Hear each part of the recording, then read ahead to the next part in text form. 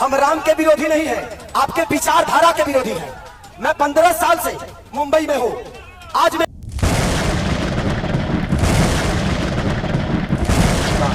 यह दलित दस्तक की विशेष रिपोर्ट है।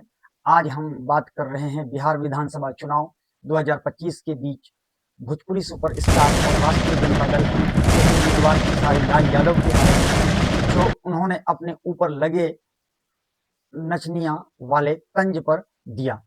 यह विवाद बिहार की राजनीति में गरमा गया है।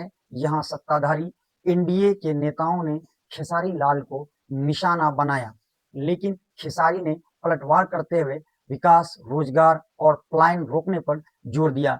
आइए पूरी खबर सुनते हैं। माने एक आदमी अगर राजद में आ गया तो वो गंदा हो गया, और चार गंदा उधर जाके साफ हो गए हैं। रवि भैया को एक बात कहना चाहता हूं कि रवि भैया, राम के बारे में आपने जितना गाना नहीं गाया होगा खेसारी गाया होगा। हम राम के विरोधी नहीं है, आपके विचारधारा के विरोधी हैं।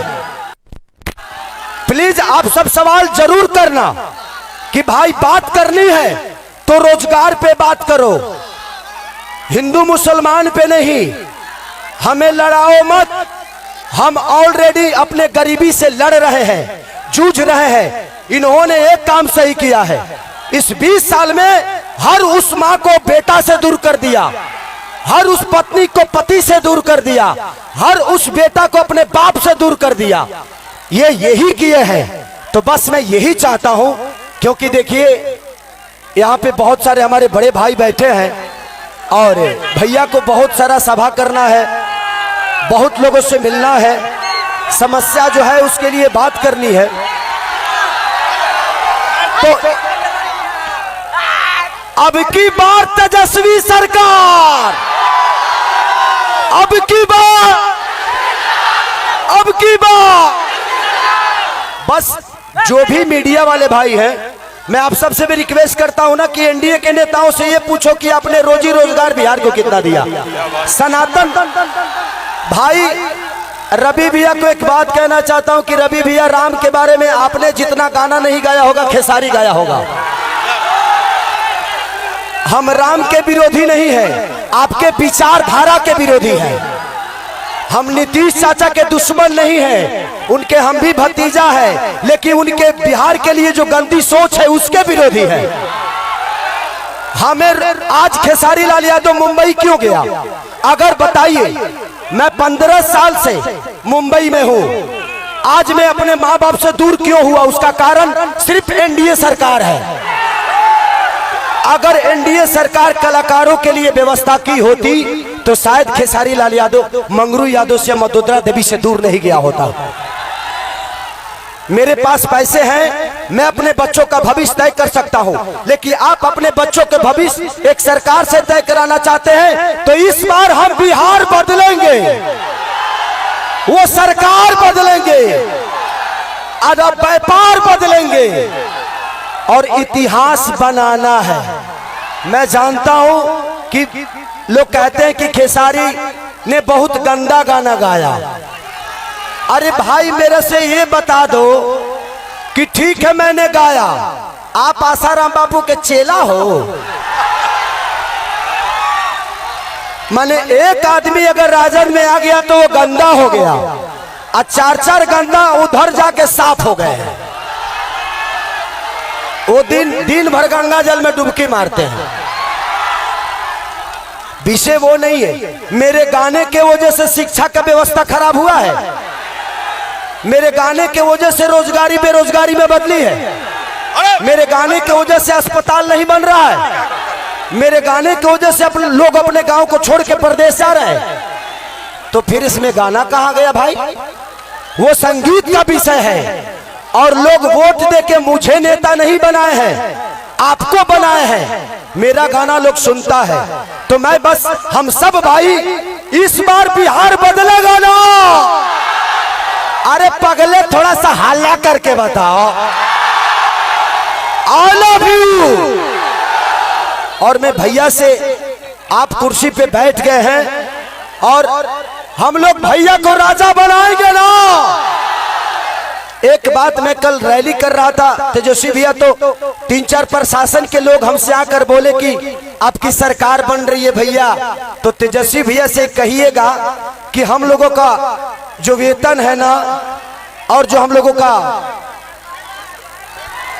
जो पेंशन मिलता है, पेंशन 2004 से हमारा बंद है। तो प्लीज आप कुर्सी पे बैठेंगे, हम सबका योगदान है, लेकिन प्रशासन के लोगों का पेंशन जरूर दिलवाइएगा। Thank you.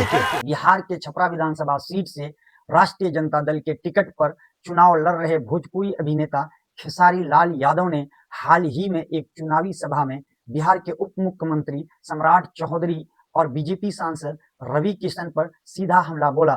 सम्राट चौधरी ने खेसारी लाल को नचनिया कहकर तंज कसा था, जबकि रवि किशन ने मंच से कहा था कि राष्ट्रीय जनता दल ने नचनियों को टिकट दे दिया है। इस पर खेसारी लाल ने तीखा पलटवार किया। उन्होंने कहा, नचनिया लेने की शुरुआत तो उन्होंने ही की थी, उनके गिरोह में पहले से 3-3 नचनिया बैठे हैं। अमिताभ बच्चन भी तो नाचते हैं, क्या उन्हें नचनिया कहेंगे? ने स्पष्ट किया कि वे खुद को कलाकार ही मानते हैं, नेता नहीं। उन्होंने कहा, मुझे नेता मत बनाइए, मैं कलाकार ही ठीक हूँ। अगर मैं नेता बन गया तो शायद मैं भी पापी बन जाऊंगा। लेकिन उन्होंने बिहार के विकास पर जोर देते हुए कहा, बिहार को किसी लायक नहीं छोड़ा गया है। गुजरात के लिए पैसा है, लेकिन बिहार के लिए कोई नहीं, कुछ नहीं। मोदी जी से पूछिए, बिहार फैक्ट्रियों और विकास का हकदार है या नहीं। खेसारी ने रवि किशन को ललकारते हुए पूछा, सिर्फ मंदिर बनाकर कितने लोगों को रोजगार देंगे? सीएम योगी ने उत्तर प्रदेश में क्या किया? ये विवाद तब और तेज हो गया जब भोजपुरी कलाकार रितेश पांडे ने सम्राट चौधरी के बयान की कड़ी निंदा की। रितेश ने कहा, जो डिप्टी सीएम 7वीं फेल है, एफिडेविट को हाफिडेविट बोलते हैं, उससे क्या उम्मीद? जनता खुद जवाब देगी। खेसारी ने महागठबंधन की प्राथमिकताओं पर बोलते हुए कहा, हम रोजगार और पलायन रोकने पर केंद्रित है।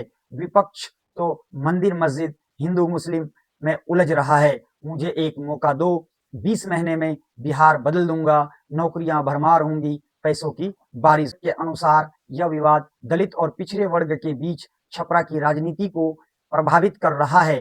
खेसारी लाल, जो खुद एक साधारण पृष्ठभूमि से आए हैं, अपनी छवि को मजबूत कर रहे हैं।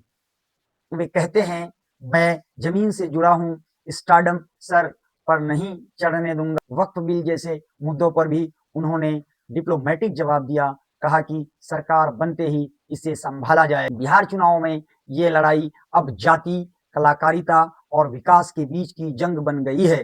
खेसारी का यह जोरदार जवाब एनडीए को कटघरे में ला खड़ा कर दिया है। क्या छपरा की जनता कलाकार को नेता के रूप में स्वीकार करेगी? दलित दस्तक लगातार इसकी निगरानी कर रही है। अधिक अपडेट के लिए बने रहे हमारे चैनल को लाइक करें, सब्सक्राइब करें और बेल आइकन को दबा दें, ताकि आपसे कोई भी अपडेट ना छूटे। और अगर किसी भी प्रकार का सजेशन देना हो तो प्लीज कमेंट जरूर करें। धन्यवाद।